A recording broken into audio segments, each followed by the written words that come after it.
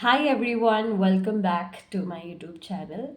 So today our discussion will be about the preliminary examination of civil services. So as you know, civil services process starts with the preliminary examination and is one of the toughest filtering process ever because you get to have almost 5 lakh aspirants from which almost they lessen it to almost 10,000 aspirants for the next level of examination via the preliminary examination. So it's considered to be and has been one of the toughest phases of the examination, altogether.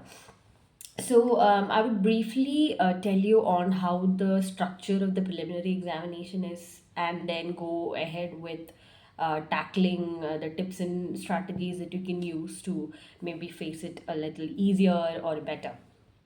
So, beginning with the number of papers in the civil services examination. So, as you know, there are two papers. So the first paper in the of the examination is a general studies paper, which has 100 questions for 200 marks, and there is also negative marking. Coming to the second paper, which is a CSAT paper, or as we call it, the General Studies 2 paper, which has the components of reading comprehensions, aptitude, and mental ability, all of that put together. There are 80 questions, and it is also for 200 marks. There also you have negative marking. So, this is the basic structure.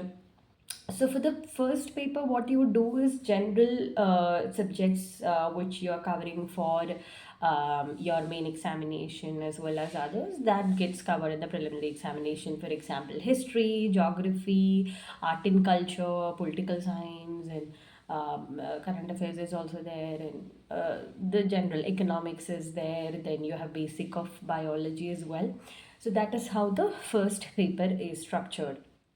um, so that is the paper for which you need to have the cutoff marks, which is variable.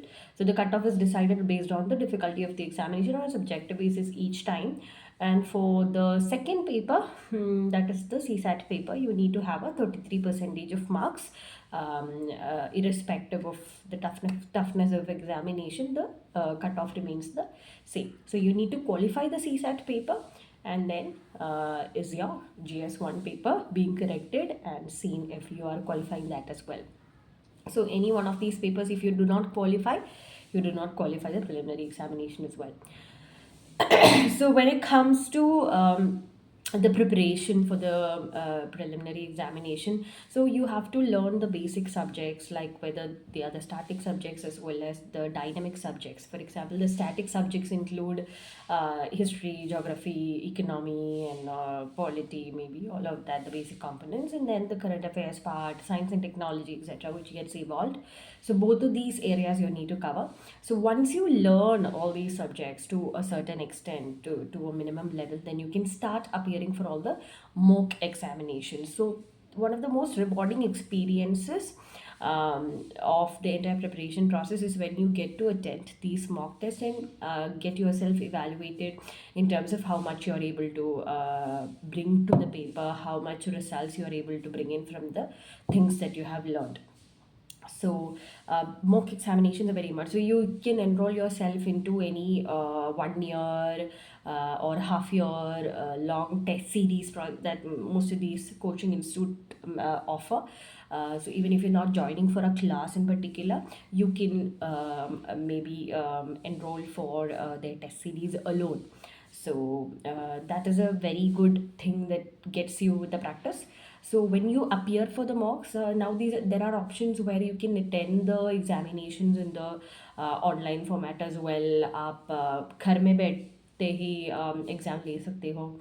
There are so many options like that. But personally मेरी suggestion ये है कि आप तब भी whenever you are writing, it's better to go to a test center and then write with people, with competitors who are working with you.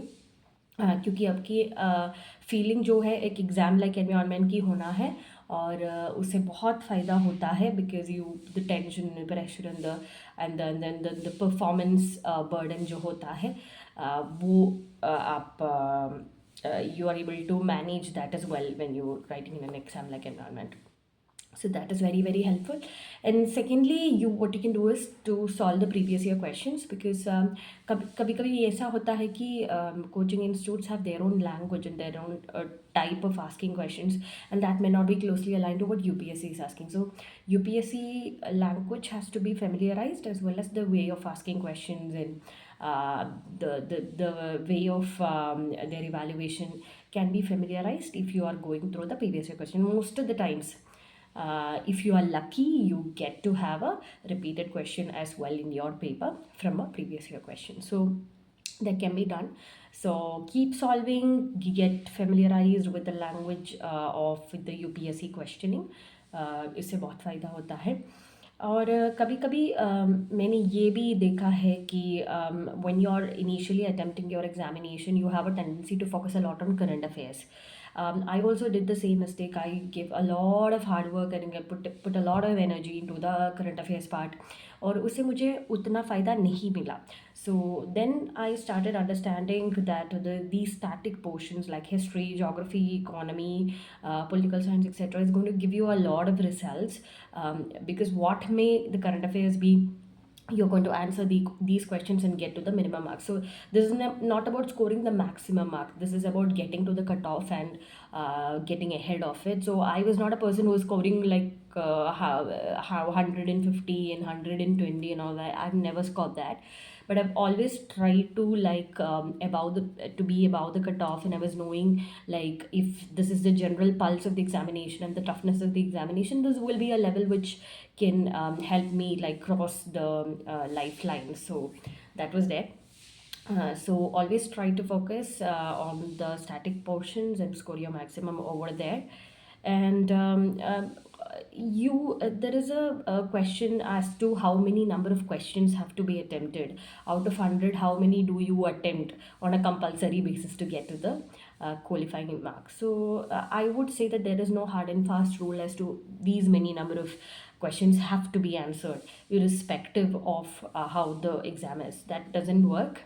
So what I used to do is that I used to never keep a check on how many number of questions that I was answering. I was just making sure that whatever I know comes to the answer paper, and also a little bit of guesswork is also done, but as very safe guesswork. So this way I was able to ensure that I was above the cutoff and maybe not scoring too much, but I was also avoiding a lot of negative marks. Since there is negative marking when you attempt irresponsibly, when you attempt a lot of questions, you might get penalized for that. So be very careful as to what and why and how you're answering and what are your choices.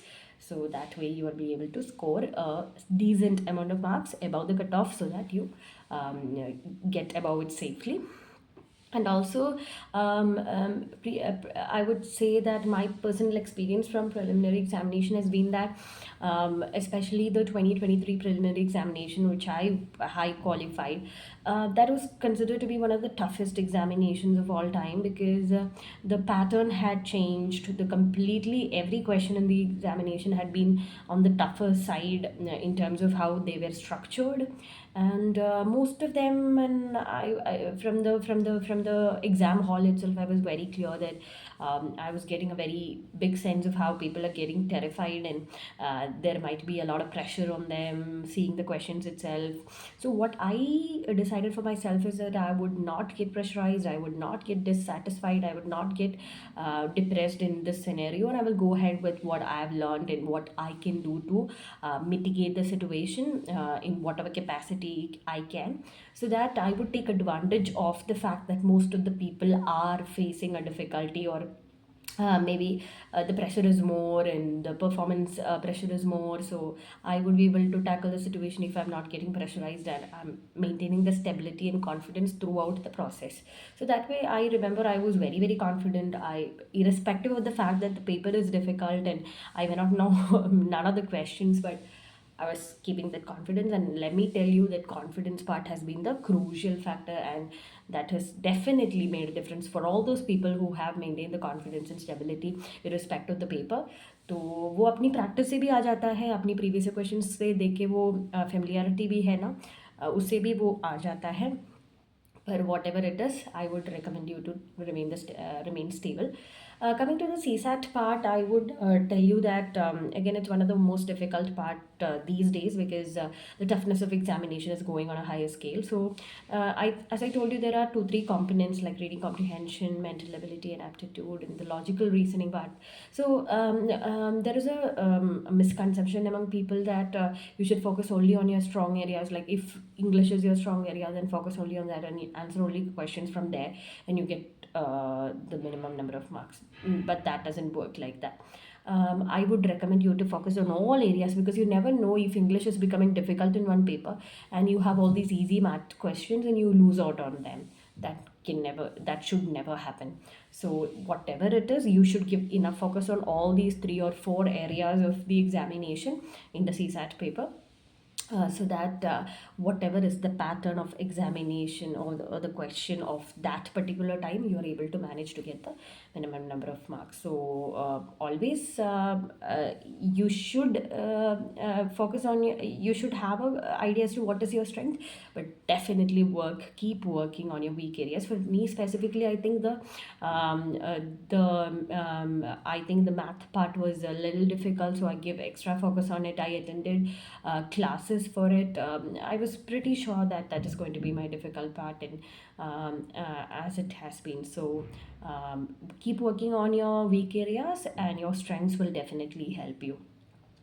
So these are the key things that come to that is I feel is important for people who are preparing for the preliminary examination, and to clear your initial doubts. There might be other doubts that come up while you prepare through your journey of preparation, which you can definitely post in the comment section, or you can connect with me through my social media platforms as well, so that I can clear it in whatever way possible. And I wish you all the best in your journey of preparations, facing the interviews, and your aspiration for clearing any examination for that matter. So I wish you all the best. So until we see for the next video, it's a goodbye from me. Thank you.